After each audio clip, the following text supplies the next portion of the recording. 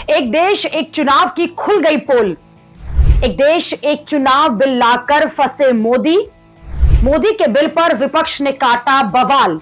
एक देश एक चुनाव का बिल तो मोदी सरकार ले आई, लेकिन इसे पास करने के लिए नहीं बल्कि जेपीसी में भेजने के लिए। जेपीसी यानी कि संसदीय कमेटी में भेजने का मतलब यही है कि बिल को पास कराने का नहीं बल्कि इसके नाम पर सियासी लॉलीपॉप देने का इरादा है।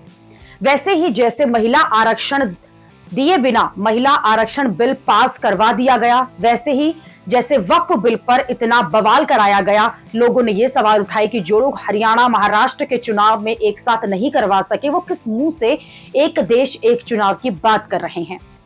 एक देश एक चुनाव कहने सुनने में तो अच्छा लगता है, लेकिन यह प्रैक्टिकल कितना है इस पर कोई ठोस बात नहीं बताई जाती। ऊपर से विपक्ष लगातार एक देश एक चुनाव की पोल खोल रहा है। अखिलेश ने कहा कि अगर बीजेपी को एक देश एक चुनाव इतना ही अच्छा लग रहा है तो देर किस बात की है, तुरंत केंद्र और सभी राज्य सरकारों को बर्खास्त करके चुनाव करवाए जाएं।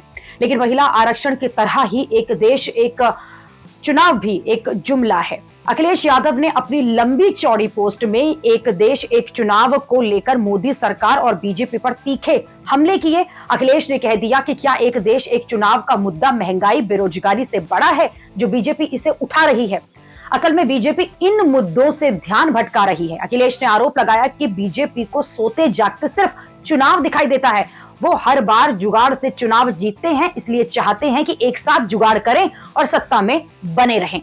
अखिलेश के साथ साथ कांग्रेस, ममता बनर्जी और दूसरे दलों ने भी एक देश एक चुनाव का विरोध किया कि यह सिर्फ एक स्टंटबाजी है, क्योंकि यह प्रैक्टिकल नहीं है और सिर्फ ये मुद्दों से ध्यान भटकाकर अपनी जनता को सियासी लॉलीपॉप देने जैसा है, जिस काम में मोदी सरकार माहिर है।